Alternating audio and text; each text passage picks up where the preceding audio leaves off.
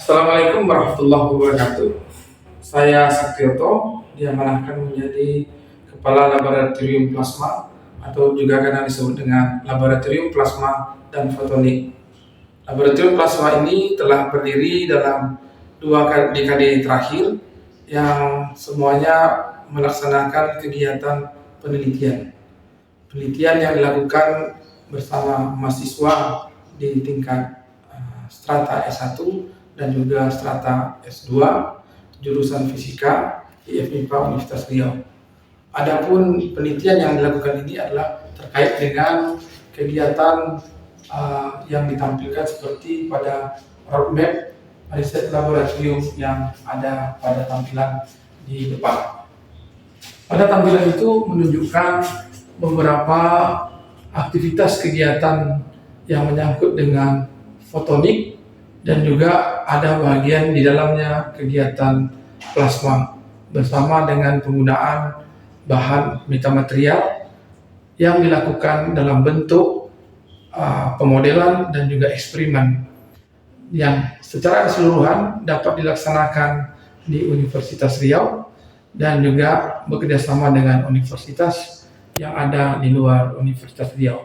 Beberapa topik yang terkini yang dilaksanakan adalah terkait dengan penggunaan fiber optik yang dapat dilakukan sebagai sensor untuk berbagai macam keperluan, baik komunikasi maupun sensor dalam tubuh manusia. Demikian juga dalam metamaterial yang dilakukan adalah menyusun strukturnya menjadi suatu bentuk untuk menjadi antena maupun sensor.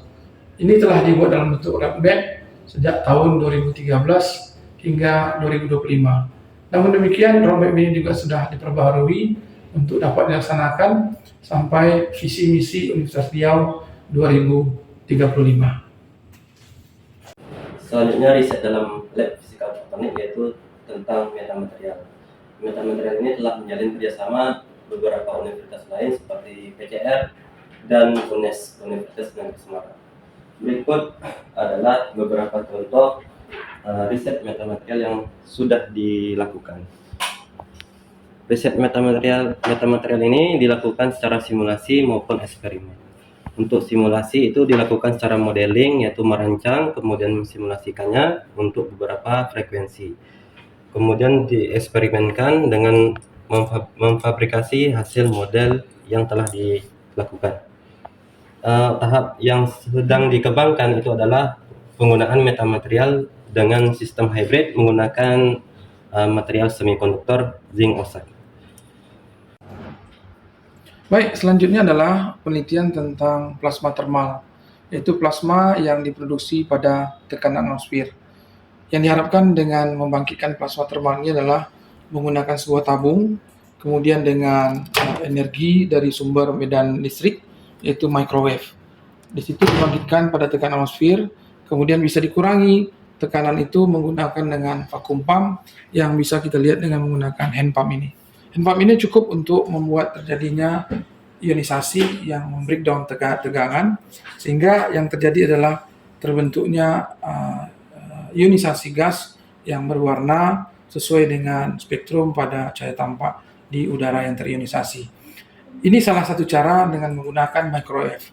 Cara kedua adalah dengan menggunakan electrical discharge, yaitu menggunakan sebuah tabung, yang tabung ini juga diturunkan tekanannya di bawah 1 atmosfer dalam 0,1 ordenya, sehingga electrical discharge ini dapat membentuk plasma yang menggunakan DC power supply.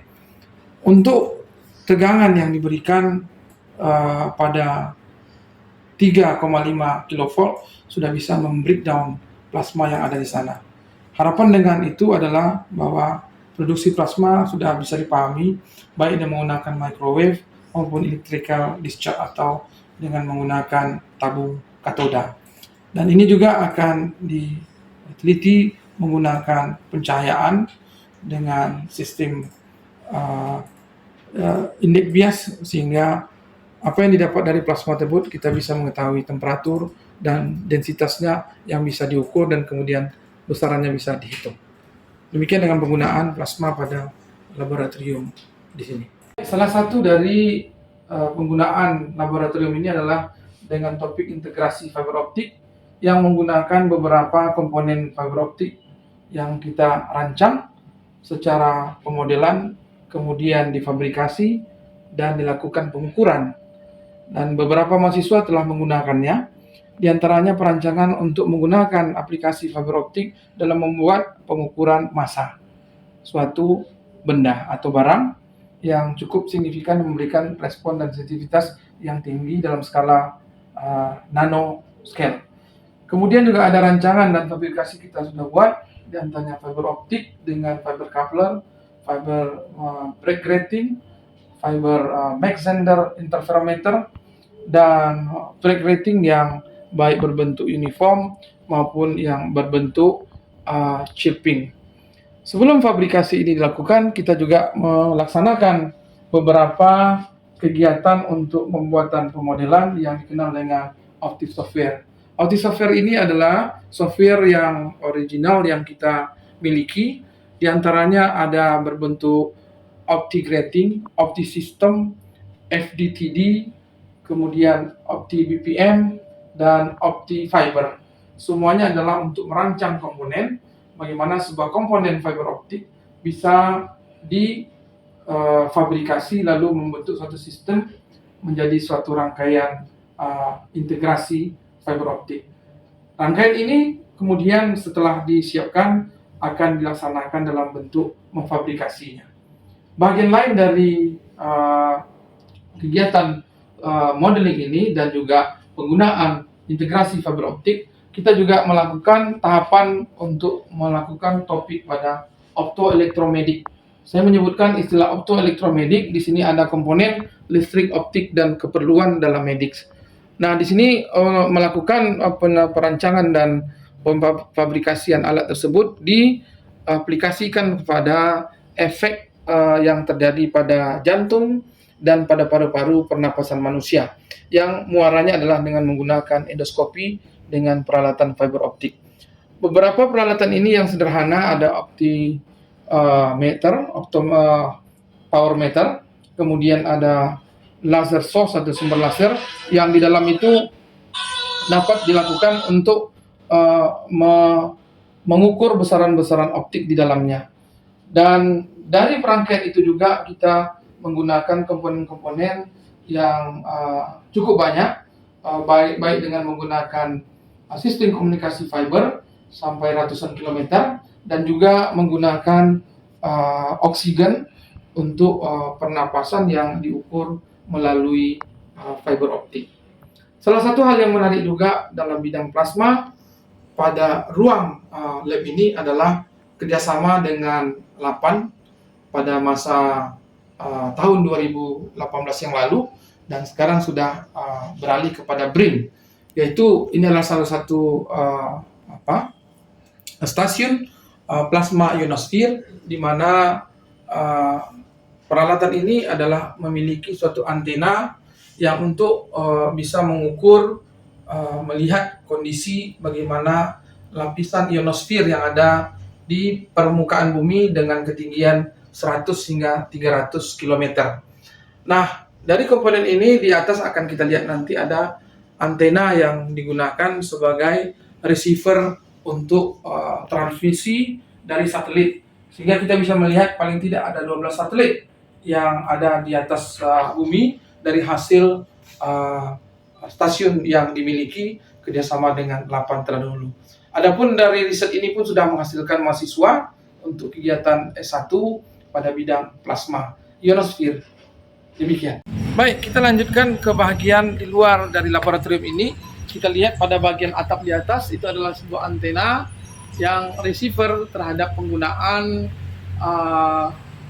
sensor yang bisa melihat bagaimana lapisan ionosfer pada ketinggian 100 hingga 300 km yang terdeteksi pada laboratorium kita tadi. Dan ini terus kita pantau sehingga kita bisa melihat bagaimana total elektron contents, dan kemudian juga bagaimana bisa melihat perubahan-perubahan elektron yang ada pada lapisan ionosfer. Demikian. Ya, ini adalah salah satu hasil dari beberapa mahasiswa yang sudah melakukan penelitian penggunaan fiber optik, kemudian metamaterial, dan juga penggunaan fiber optik beserta komponen optoelektronik yang juga dihasilkan pada pendeteksian kelapa sawit. Dan ini salah satu poster yang kita sudah publikasikan dalam jurnal internasional yang terindeks Scopus. Hasil lain dari publikasi yang sudah dilaksanakan dalam bentuk artikel dalam jurnal, beberapa buku juga sudah diterbitkan untuk melihat secara kuantitatif hal-hal yang bisa dilihat pada hasil buku-buku yang kita terbitkan.